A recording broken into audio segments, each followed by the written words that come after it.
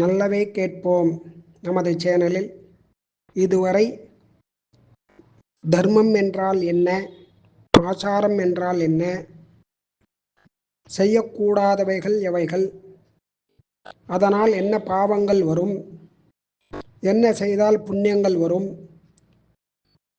போன்றவற்றை மேலோட்டமாக பார்த்தோம்.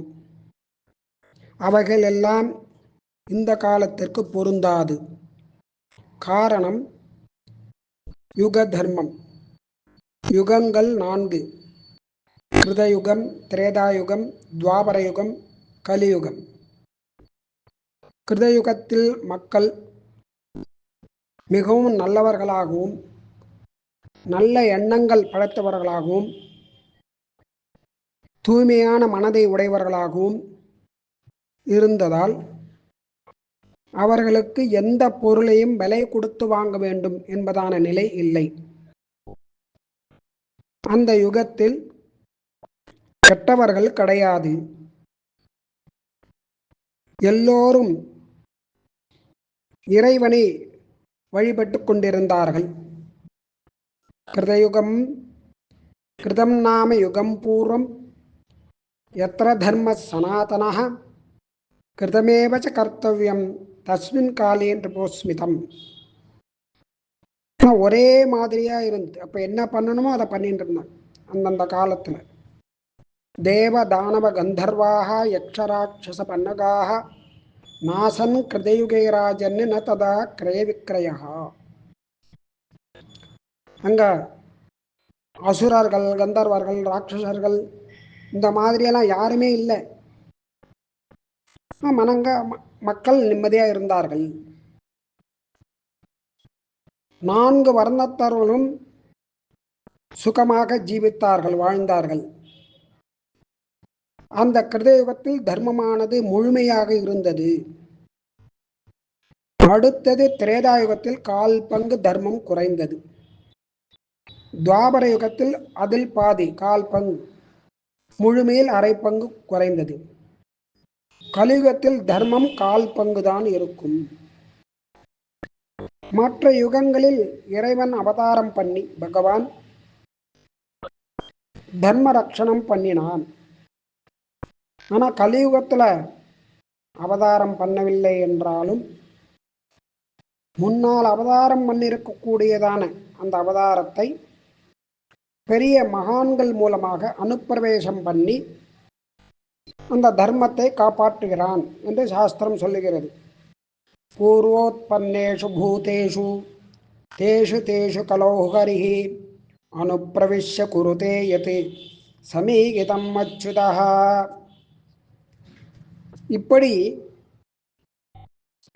இந்த கலியுகத்துல தர்மம் எப்படி இருக்கும் அப்படின்னு கேட்டா, மக்கள் அதாவது முதல் கலியுகம் பிறந்து முதல் 25 வருஷத்துல 25,000 வருஷம் கலியுகம் பிறந்து முதல் 25வது வருடங்களில்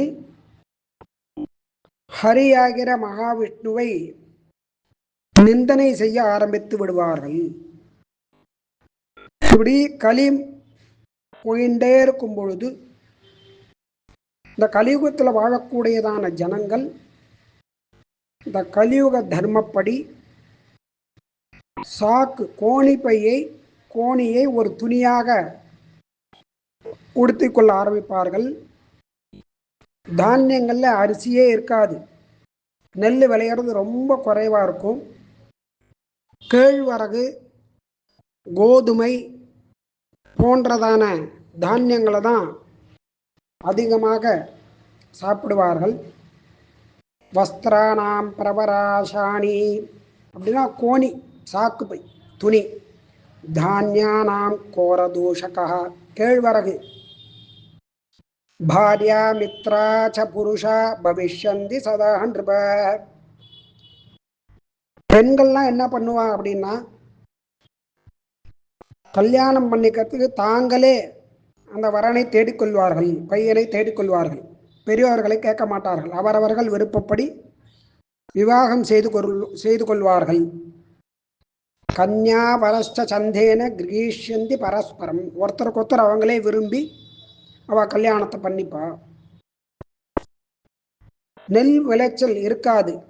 அதனால கோதுமை முதலான தானியங்கள் எங்க அதிகமாக பயிரிடப்படுகிறார்களோ, எங்கு கிடைக்கிறதோ அந்த இடத்தை தேடிண்டு அந்த ஊருக்கு குடி புகுந்து விடுவார்கள். ஏ யவான்னா ஜனபதா கோதூமான்னா ததைவச தான் தேசான் சம்சிருஷ்யந்தி நரா கலியுகே நிருப.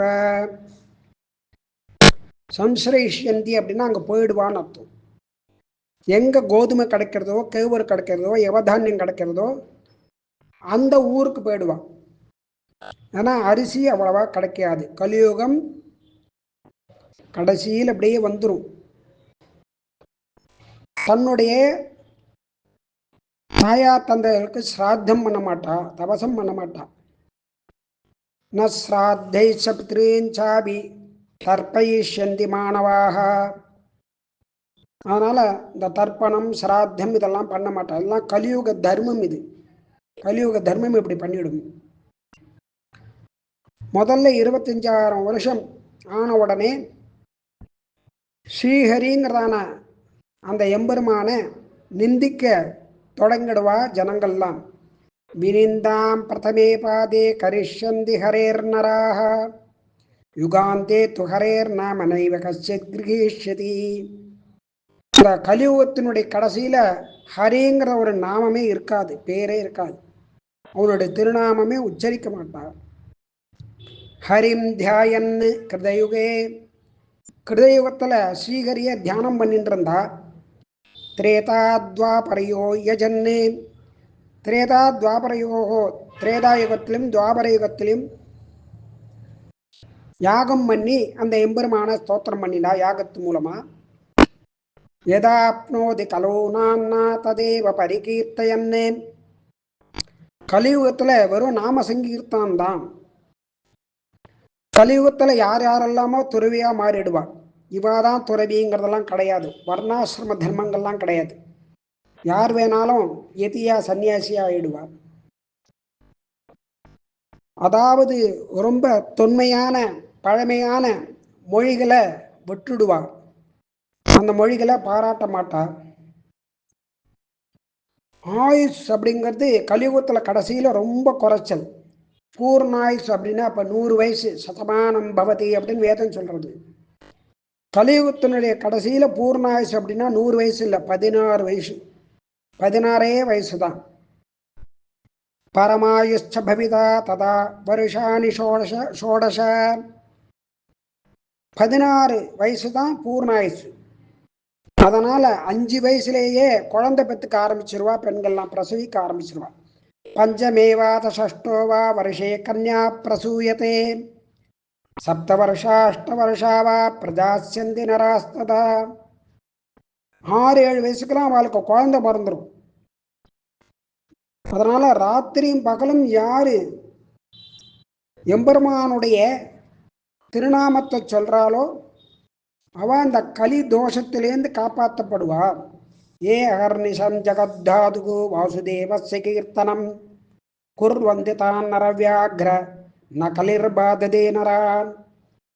அப்படி எம்பெருமான நினைக்கிறவாளுக்கு இந்த கலி ஒன்றும் பண்ண மாட்டான். கலிபுருஷன் கிட்டக்க வரமாட்டான். அப்படி பகவானை தியானம் பண்றவாளுக்கு கலிபுருஷனுடைய தொல்லையானது இருக்காது அப்படிங்கிறார்.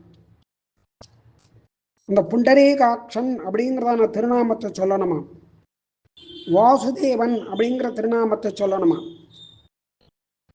அபவித்திர பவித்ரோவா சர்வாவாஸ்தாங்கதோபிவா யஸ்மரேத் புண்டரீகாட்சம் சபாஹ்யாபியந்தர சுச்சி. ஆபஸ்தம்பர் சொல்றார். இப்படி புண்டரீகாட்சன்னு சொன்னா போரும், வாசுதேவன் சொன்னா போரும். இது கலி தோஷத்திலேருந்து அவன் காப்பாற்றப்படுகிறான் அப்படிங்கிறான்.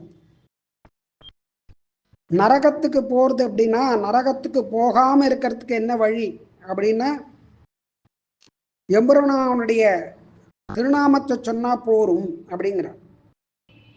அதான் முத்கலருங்கிறதான ஒரு முனிவர் ரிஷி, அவர் யமலோகத்துக்கு போறார். அங்கே யமனுடைய ஹிம்சைகளை அனுபவிச்சுட்டு இருக்கா சில ஜீவாத்மாக்கள்லாம். பகவானுடைய திருநாமத்தை சொல்லியிருந்தா நீங்கள் இப்படி தவிக்க வேண்டாமே, துக்கப்பட வேண்டாமேங்கிறார். பிரியதாம் கேசவா, கேசவன்னு சொன்னால் உங்களுக்கு இந்த துன்பம் வந்திருக்காதே அப்படின்னு சொல்கிறார் அவர் அவளை பார்த்து. உடனே அவள் எல்லாரும் கிளம்பி விஷ்ணு லோகம் போயிடுறான். தானம் ததத் யத் புரோக்தம் அச்சித பிரியதாம். அதனால்தான் நாம் ஏதாவது பண்ணினோம்னா அந்த கர்மா கடைசியில் அச்சித பிரியதாம், வாசுதேவ பிரியதாம் அப்படின்னு சொல்கிறான். இப்படி பகவானுக்கு பிரீத்தி ஆகிற அந்த திருநாமத்தை சொல்லி பண்ணினோமானா நமக்கு எந்த விதமான துக்கமும் வராது, நரகம் வராதுங்கிறார். இதோ தொண்டரடிப்பொடியாழ்வார் திருமாலையில் சொல்றார். நமனும் முத்கலனும் பேச நரகில் நின்றார்கள் கேட்க, நரகமே சொர்க்கமாகும் நாமங்கள் உடைய நம்பி, அவனது ஊர் அரங்கம் என்னாது அயர்த்து வீழ்ந்தலியமாந்தர் கவலையுள் படுகின்றார் என்று அதனுக்கே கவல்கின்றேனே அப்படின்னு. அப்படி எம்பெருமானுடைய திருநாமமே நம்ம கலியிலிருந்து காப்பாற்றும் அப்படிங்கிறது தான் இந்த கலியுக தர்மத்தில் ஒரு அம்சம்.